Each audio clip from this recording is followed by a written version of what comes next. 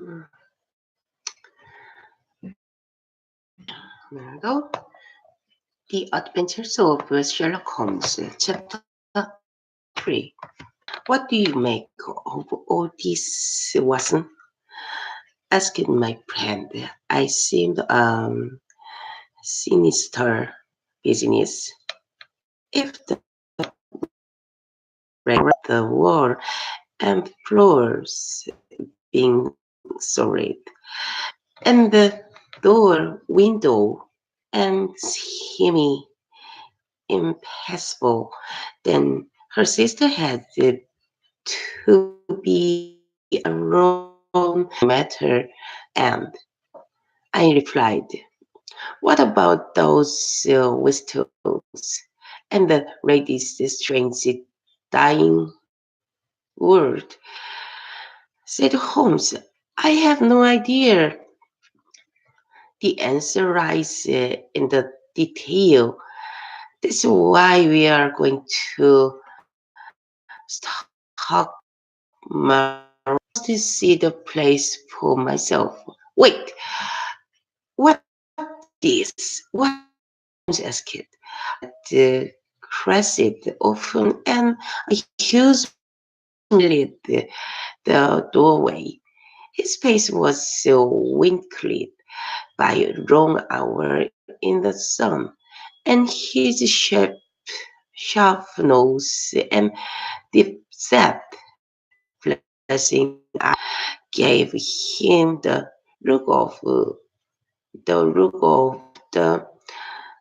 fire's hook.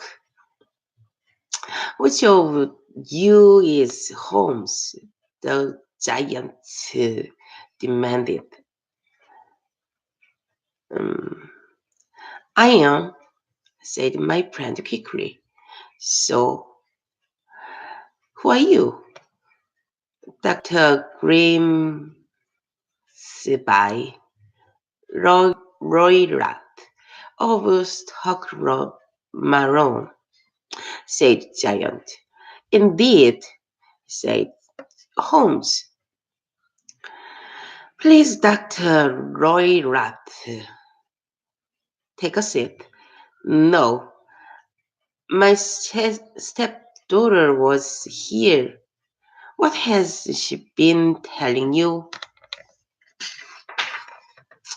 It's a little cold for this time of year, said Holmes, claim, cal, calum, calum, calum, calum, calumny, calumny, calumny. What has she told you? Screamed Dr. Roy Rapp. I've heard that the crosscurs are blooming quite well. However, continued Holmes as if he hadn't noticed the man's rage. You think you can ignore me? The man shouted. I've heard of you, Holmes. You are a murderer, a busybody. Holmes chuckled. Your conversation is most entertaining, Doctor. When you go to the door, there's a draft. I will go when when I am ready. I parlor with Mrs. Turner here our business. I'm a dangerous man to cross. Watch this. He stepped over the fireplace, picked it up the steel poker, and bent it.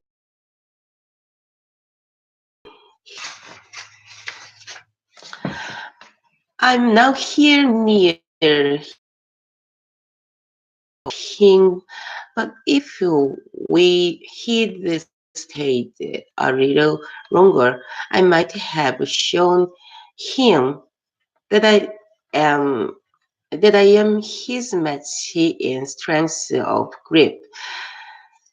He picked up the poker and with a sudden effort strengthened, straightened,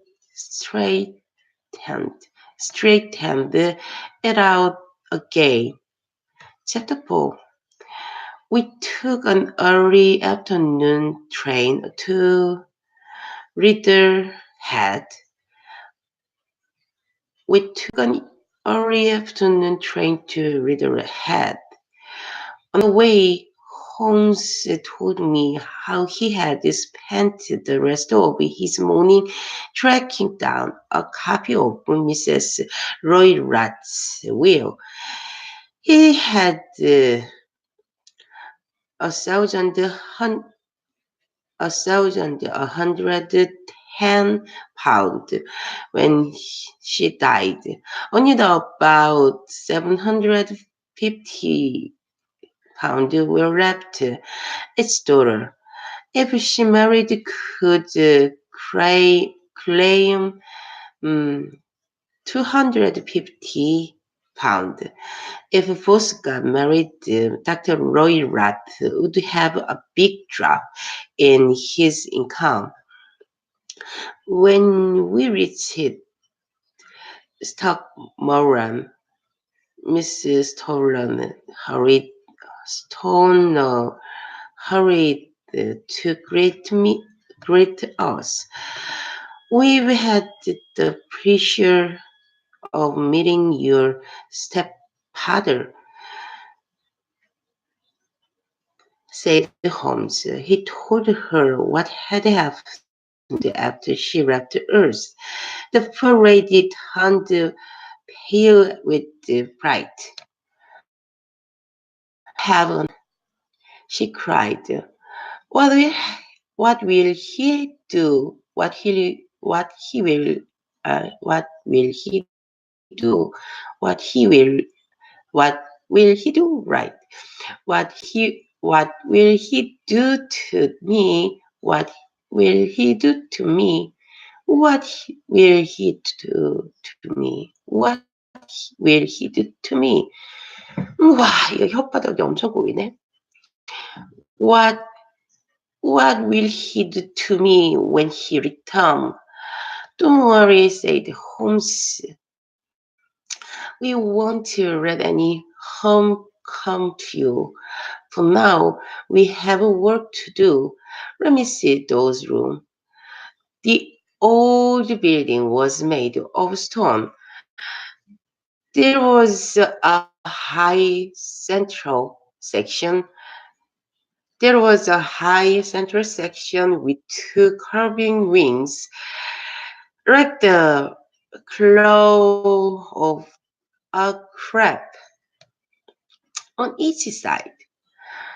In one wing, the window and blocked with wooden boards, and the roof looked half cave in. The other wing looked much nicer, with light on the window and smoke curling up from the chimney.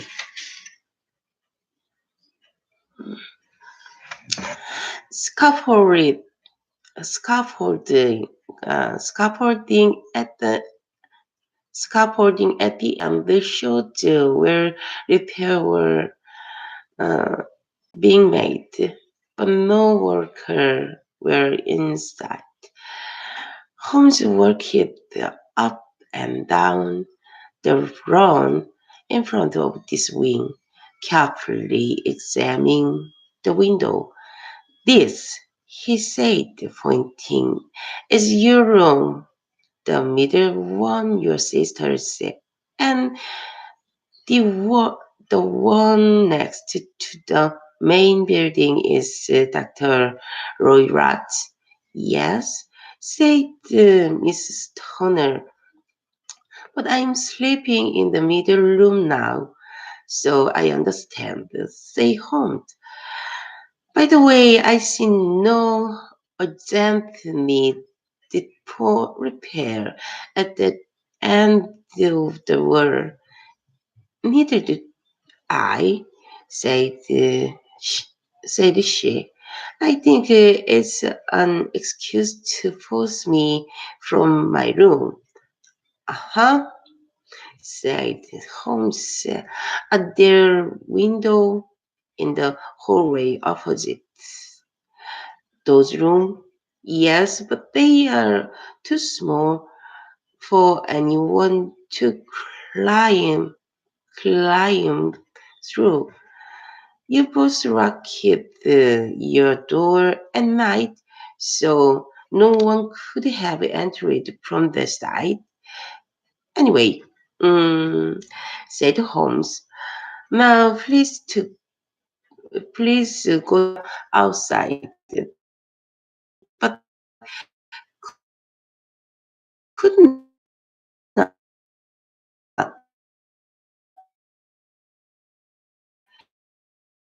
He said, "Come in this way. Mother is now sleeping. One of your sisters seemed it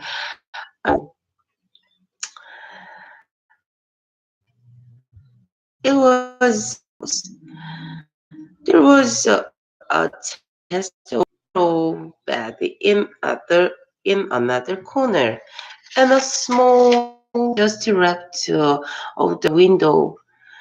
Two chairs punishing. Holmes pulled up the chair and sat silently around the room. Well, he asked, pointing to a thick bed full of hanging clothes, close to so close that its hassle and touched the pillow. In the housekeeper's room, the floor was put in the couple of years ago. Your sister asked for it?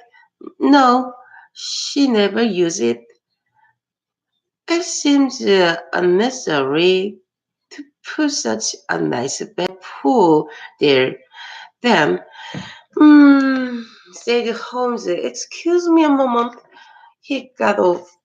He got out his magnifying glass again and hurried about on his hand and knee, examining every inch of the floor and wall. Then he went to the bell pool and started at it. Mhm. Finally, he grabbed it and tugged it. It's a pig, he said. It's not attached to a wire, just to a hook near that little airbag. How absurd! How how absurd, how absurd, how absurd,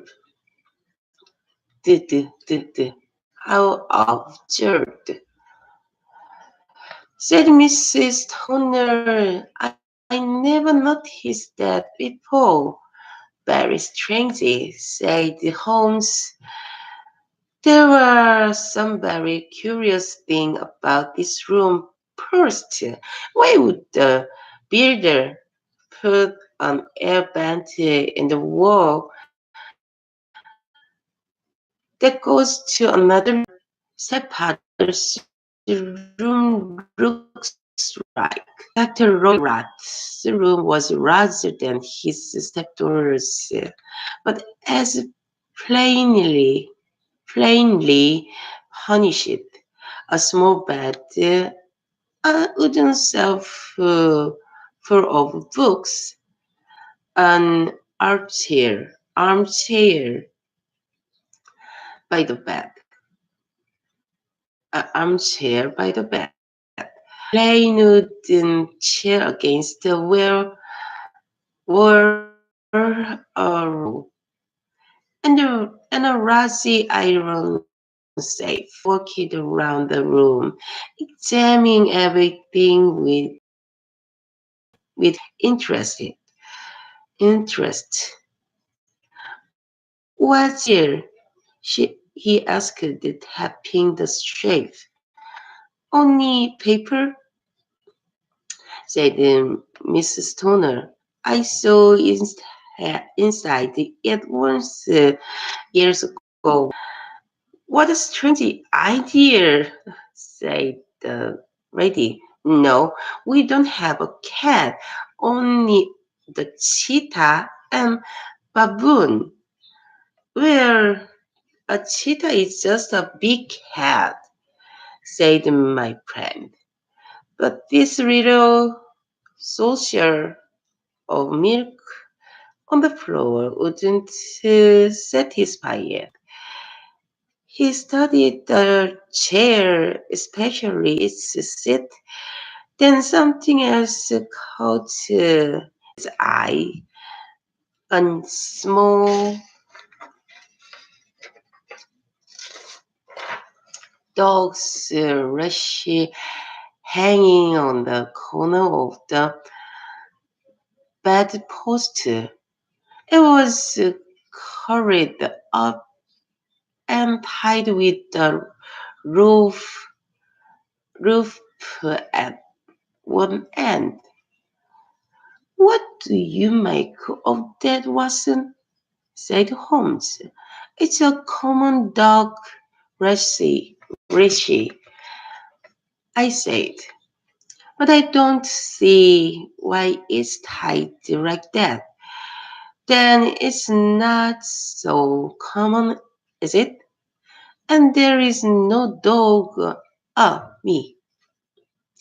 It's a wicked word. Miss Toner, you must listen carefully and do exactly as I say. I will, she said. When your stepfather come back, pretend then you have a headache and stay in your sister's room. We will be watching from outside when you hear him turn in for the night. Open the shutter, unlock the window, and put the lamp there to signal Earth. Then lock yourself in your old room. Watson and I will spend the night in your sister's room and investigate out noise. Do you know what happened to my sister?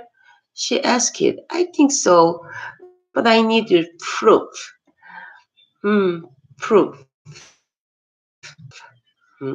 Holmes told her, we be brave and follow my instruction, or we'd be well. Holmes and I went a safe distance and watched the house. You must have seen more than I did, Holmes, I said while we waited. No, we saw the same thing.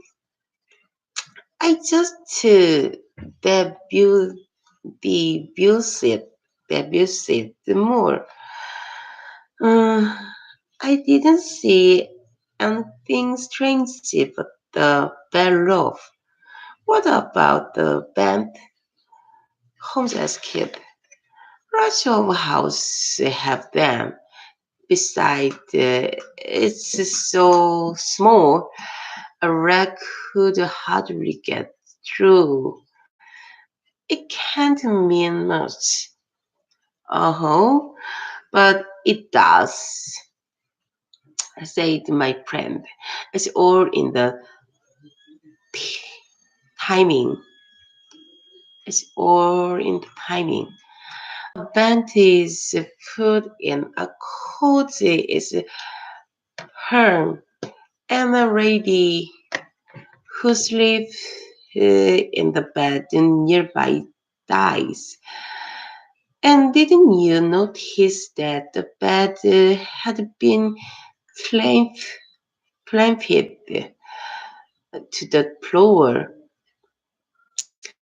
The lady couldn't have moved it if she'd wanted to. Oh, that's strange. Our signal, said Holmes. We must beat Watson. Emma carried my army revolver by my hand. 총 얘기하는구나. Hours passed. We read no, write, and spoke no word. Just sat alert, uh, alert to every sound. The village clock struck 12, then 1, 2, and 3. Just past 3, we heard the result of a movement in the doctor's room.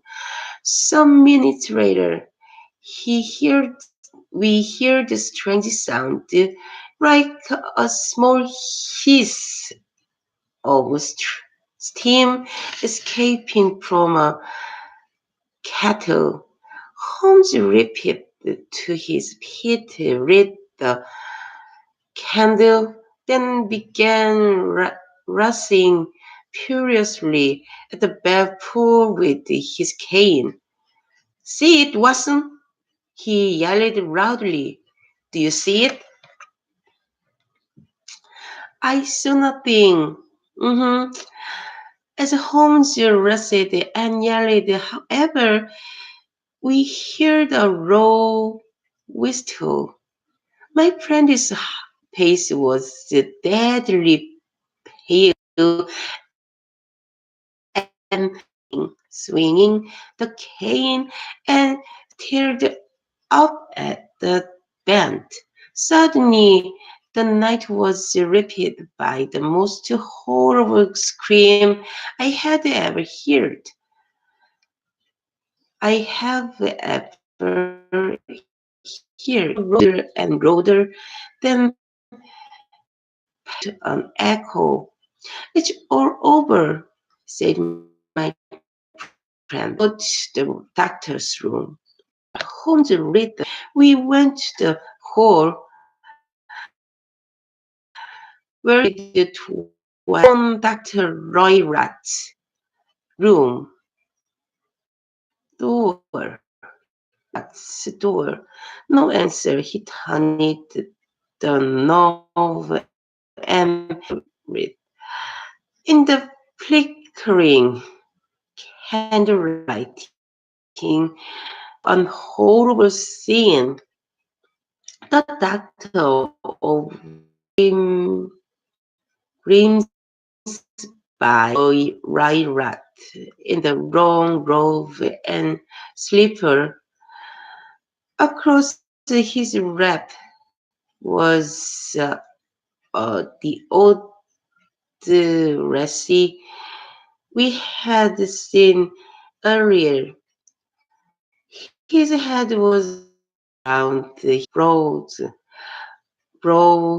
was an old yellow band with brownish hackles.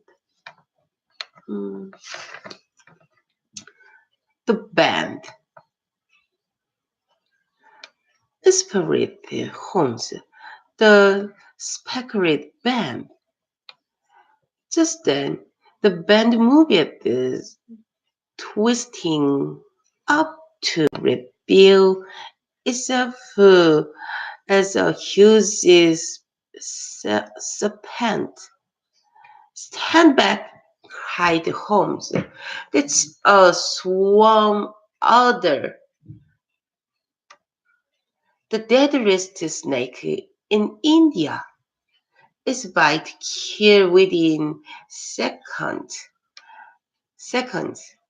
He snatched up the rishi, slipped it roof around his other head, and tossed it into the safe, slamming the door shut. It clenched, it clenched with the sound of pouring metal. Hmm, Miss, as Miss Stoner had described it, rescues Mrs. Stoner to a safe place, said Holmes. Then we will call the police. We will, then we will call in the police. Hmm. Chapter 4. We took the terrifying young woman to her aunt's house. The police investigated and decided that the doctor had died while playing with a dangerous pet. Holmes knew otherwise, but said nothing. He peeled me in as we rode the train back. It's so important to get data. I was almost miserly, Mrs. Talk of gypsy cheetahs and baboons. I knew that there was a bad when Miss Stoner's had her sister could smell the doctor's pipe smoke.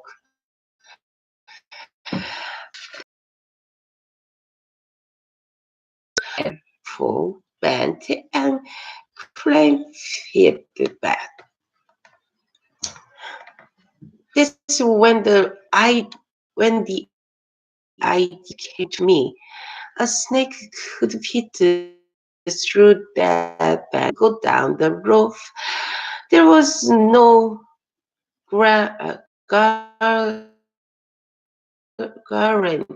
So the doctor trained it to return when he whistled, rewarding it saucer of milk.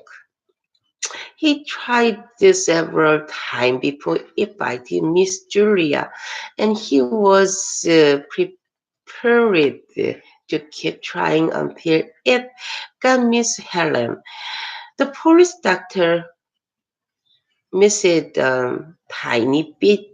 tiny bite mark on Miss Julia's body. Easy to do. Examining Dr. Roy Rat's room told me more. By studying his chair, which was close to the bed, I could tell that he'd been um, standing on it. The recipe and the saucer of milk confirmed my idea of a snake, and I realized that the clang Mrs. Stoner had heard was her stepfather slamming the safe door on his dangerous pet. Tonight, when I hear the creature's hiss, as I'm sure you did, I knew it was coming. I instantly lit the candle and attacked the beast. It slithered back up the rope at once and back through the bend. I said, yes, said my friend. No doubt, no doubt it was in and in range by and Tony owner therefore